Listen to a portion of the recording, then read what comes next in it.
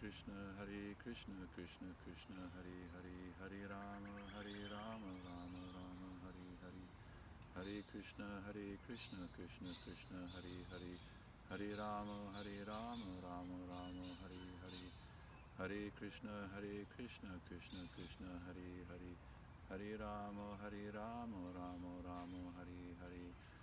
Hare Krishna, Krishna, Hare Hare. Hare Rama, Rama Rama, Hare Hare.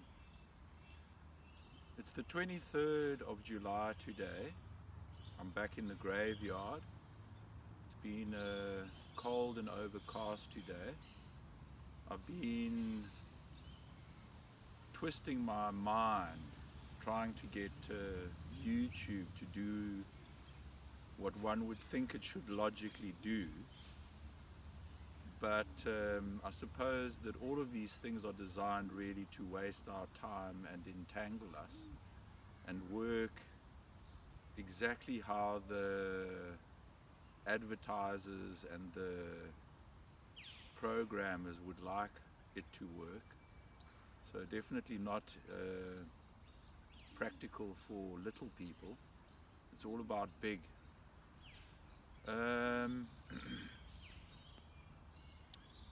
I was just visualizing a few things.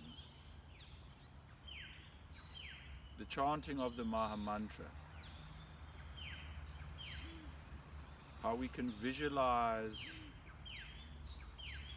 the flower of life as a geometric beam coming down over our bodies and cleansing the geometry of the vibratory body, cleansing our consciousness, purifying our consciousness. We were given our karmic loading, so it's not unreasonable to hand over some of the discomfort and the trauma and the difficulty that we have over to the presence of the super soul, of the presence of our Creator. That's what He wants. He wants us to depend on Him. It's still difficult for me to stand in front of a camera and in a random way just present what I think is relevant. But nonetheless, so thinking also of all of the godly people, we're coming up for a big shift. There's going to be a need for people to be prepared to shelter confused people and help and guide. So it's the essence of religions. It's not the structure of the business model around religion. It's not the business of religion. It's the heartfelt, loving relationship with our Creator that genuine men of God have. That's what we need. We need to take shelter of these people and for the devotees, we need to make contact with these people and share our science. It's a vibratory science. It's a high-tech understanding of the presence of Bhagavan. He's a omniscient, omnipresent and omnipotent, absolute cause of all causes. Omniscient is He's in charge of the illusion. He's the trickster. He's the manipulator of the field. He's omnipotent because He creates, He sustains, He maintains, and He dissolves or destroys. And He's omnipresent in the form of the super soul. He's also the master of our senses, Rishikesh. So He's guiding our experiences, making impressions. Another thing that came up was Prabhupada always used to talk about politicians and womb men.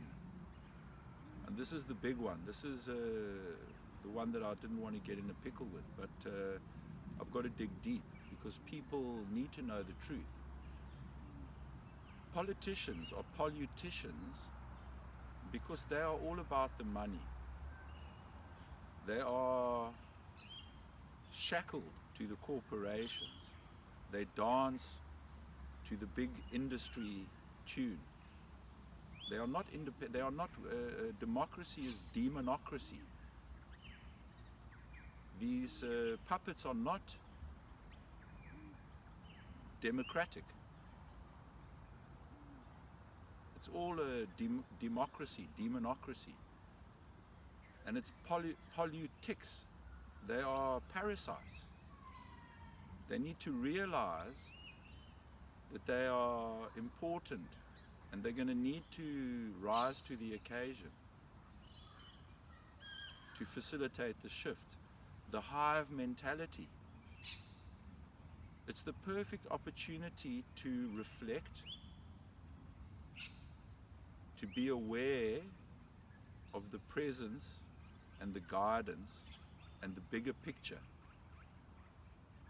of the creative impetus, the function of creation, the associates of our Creator, the eternal, loving, reciprocal relationship that's being formed. We need to take shelter. We need to have unflinching faith. Pray. Make a heart connection. It's all happening in the heart.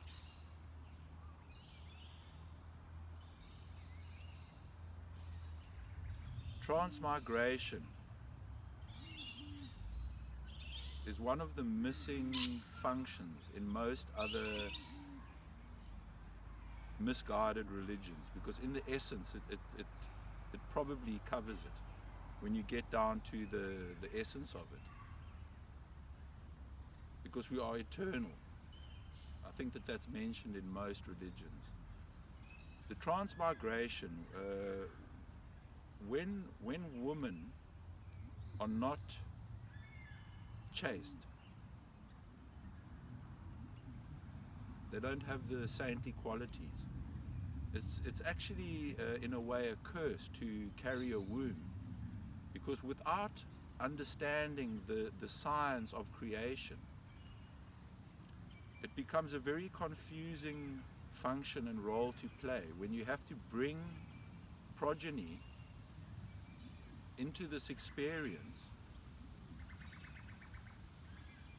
and it being glaringly obvious how complex it's becoming and difficult to negate, to navigate. So actually womb men are often men, the subtle body, that have been abusive to women in past lives and have actually come back to experience what they've meted out against women in the past. So that's I dig up that can of worms, because I think that with the porn industry, with the pornographic industry, it just helps to slow down that karmic fan. You know, when we realize that we are being created, and when we shift our consciousness over into God consciousness, that we need to dovetail our senses and our activities in more saintly expressions,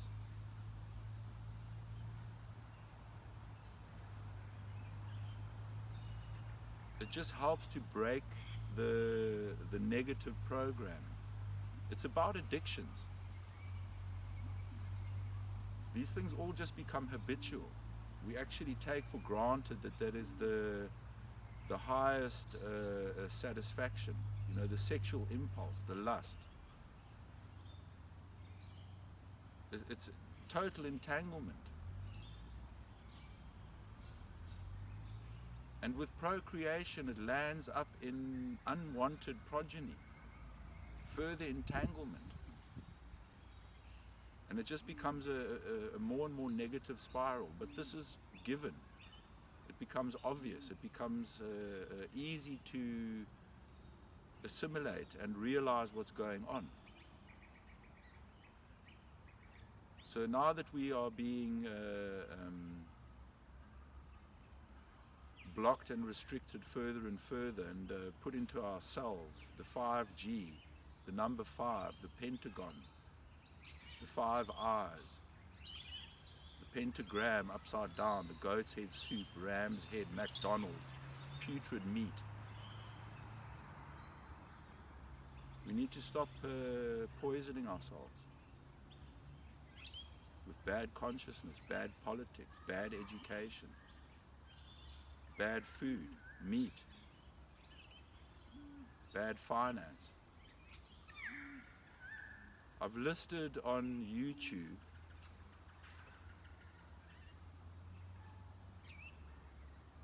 I think on the notes on the site that I'm running, it can be looked up under Drew, D-R-E-W, Maybury, M-A-Y-B-U-R-Y. There's a list of domain names. So this is with a view to other people coming on board and formulating a new transparent biodemocracy. It needs to take its own biological form. Transparent, open source. The good people. Where have all the good people gone? We're all in our houses waiting for the next instruction. Come and take the vaccine, or take that time to reflect and become aware of the presence of your Creator. Chant some Maha mantras.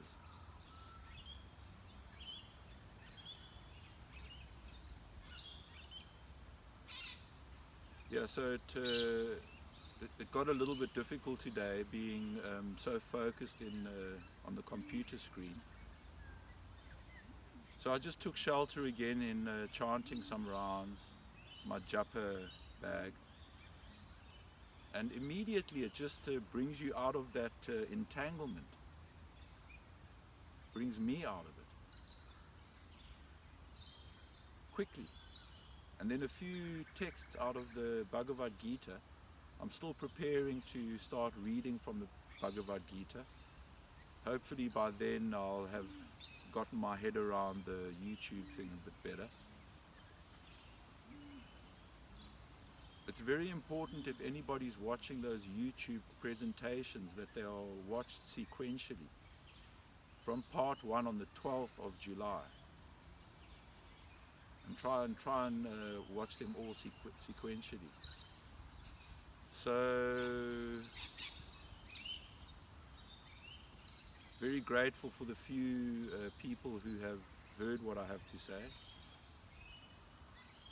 They get it, every single one of them. A lot of compliments coming my way, I appreciate it. It means a lot to me.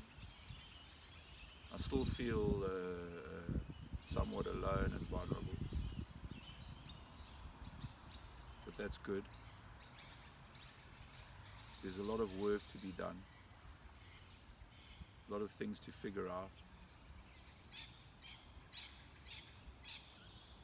But all of us are guided at the end of the day. We just need to stop resisting the creative function, the shift in consciousness, the surrender to our Creator. It's not complicated. So checking out, keeping it short, obeisances to Srila Prabhupada and Srila Narayan Maharaj, two saintly personalities, amazing literature, highly recommended, and looking forward to reading from the Bhagavad Gita as it is by Prabhupada. Namaste. Hare Krishna.